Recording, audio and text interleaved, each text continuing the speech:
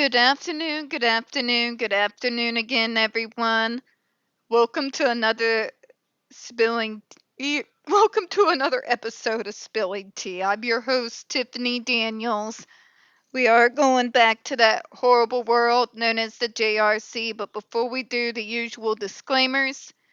If you are unfamiliar with the Stop the Shocks campaign or the campaign against the troubled teen industry, you're going to find all the pertinent links right there in the description box.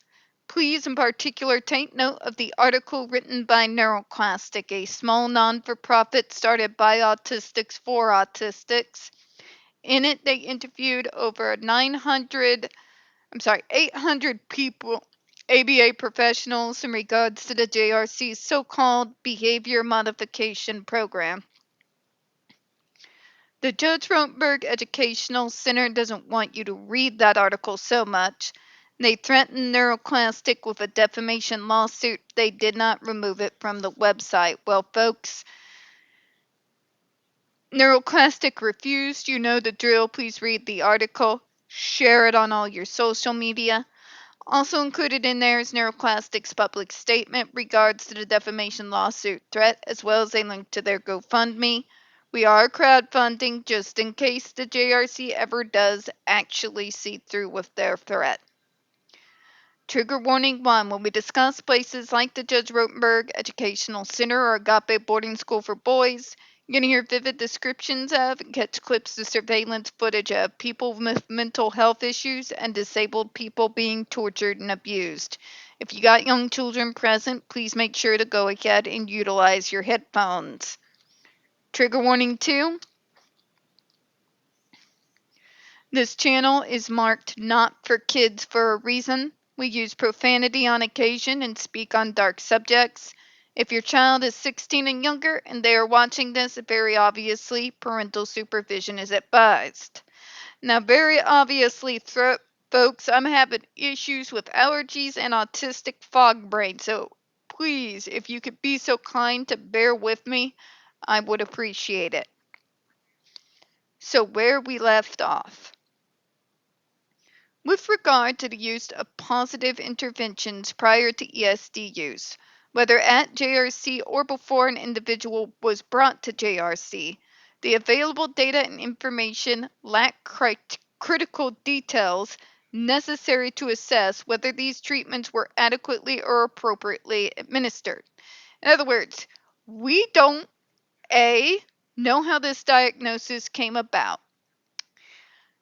B, there was never a proper, up-to-date, and current full functional behavioral assessment done. So we have no idea whether the treatment that the JRC is putting them through is appropriate or not. C, and I'm just putting this out here, a human dog collar is not appropriate for any form of treatment. Point blank, period. Okay? That should really go without saying. But we tried everything else. We randomly threw our kids in different programs. We never got a full functional behavioral assessment done, but we tried everything. You can try everything and still get it wrong. Trust me on this one. Okay? With people not giving these parents the proper tools and walking them through each step of the process of getting to a treatment program best suited for their kid. Yeah. Number 1, we got to put the tools in the parents' hands. 2, the parents need to know the nice, simple 3-step process to determining what would be a best treatment program for their child's particular needs and where they're having behavioral difficulties. It should go without saying, right? We have more that we don't know than what we do know in regards to the information the JRC has submitted. Okay? That's one of the many reasons why all the data that they gave over to the FDA is suspect as hell. All right, let's continue. Really sorry if that was loud. Allergies are not fun. For example, the documents do not provide detail on what specific therapies were attempted, how long they were tried, or what the effects were. So number one in determining a treatment program is knowing what's already been tried and is not successful. Okay? Even with a full functional behavioral assessment at its base, you are going to come across situations where the treatment program is wrong, right? It's going to happen. This is reality here, right? So that should be a part of that child's history so that we know and understand that that treatment program did not work. So logic would dictate that we wouldn't try the same program again, right? Not the whole, it doesn't work. Obviously, the answer is torture. No, it means that treatment program didn't work. So we need to go back to that baseline and perhaps maybe need to do a reassessed full functional behavioral assessment to see where we're actually at, to see what will work better. My treatment program has evolved with me. I'm not on the exact same type of program as I was placed on when I was diagnosed at 18 years old.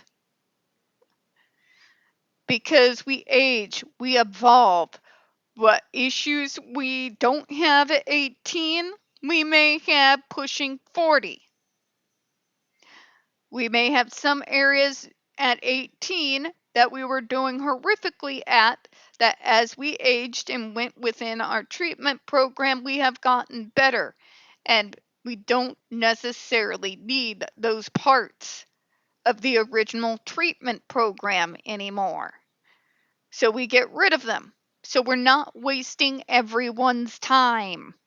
Okay? Yeah. You gotta know what doesn't work. What doesn't work should be a part of that person's medical history. You can't push this vague, we've tried everything, obviously torture is the answer, and expect it to fly. Let's continue.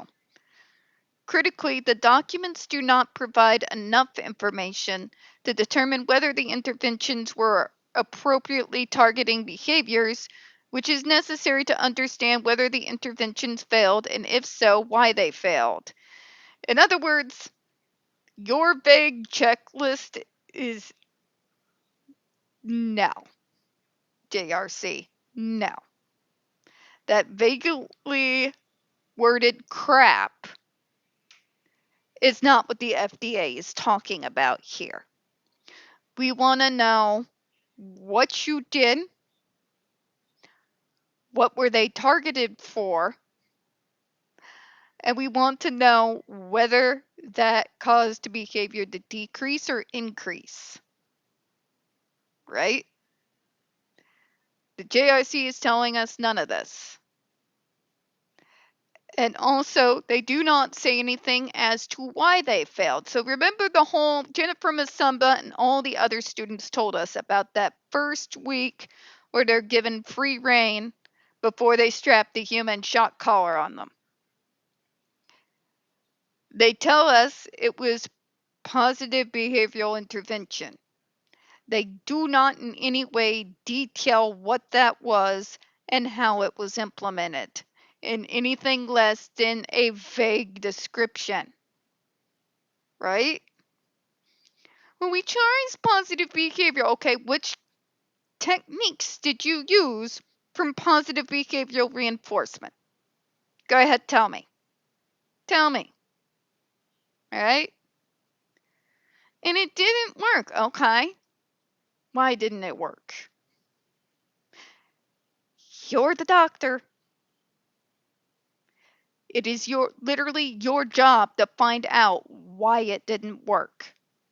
Because how we deal in reality is when we find out why it doesn't work, it helps us better to determine what other treatment program may be suited to the child. Okay? You can't sit there and be all like, well, it failed, so obviously we must, like, go straight to torture. These are not how rational people who work in the mental health field act. Okay? My grandpa used to say, I can't fix what I don't know is broken. It's one of my favorites. Essentially, what it is saying here is you could be sending a kid to the exact same treatment program that failed. And then you're wondering why it wasn't working? Seriously. It is window dressing, folks. That's what the JRC does. It's window dressing.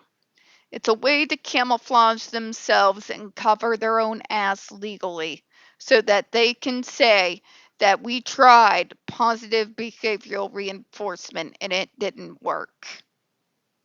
Right? That's all it is.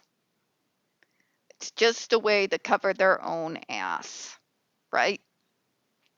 And because it's only just a cover, they're not going to actually do the work to determine why that failed. It could be perhaps because you idiots insist on triggering the behavior and then punishing it. Just this idea, this thought I had, right? We're going to close on that, folks. We don't get very many views on this channel. The few we do get do tend to get removed from time to time. So, folks, you know the drill. Please don't forget to hit the like button, hit subscribe, and don't forget to hit those comments. I appreciate your time. As always, folks, we here at Spilling Tea do hope you have a good one. I'll see you again here in a few minutes. Bye-bye, everyone.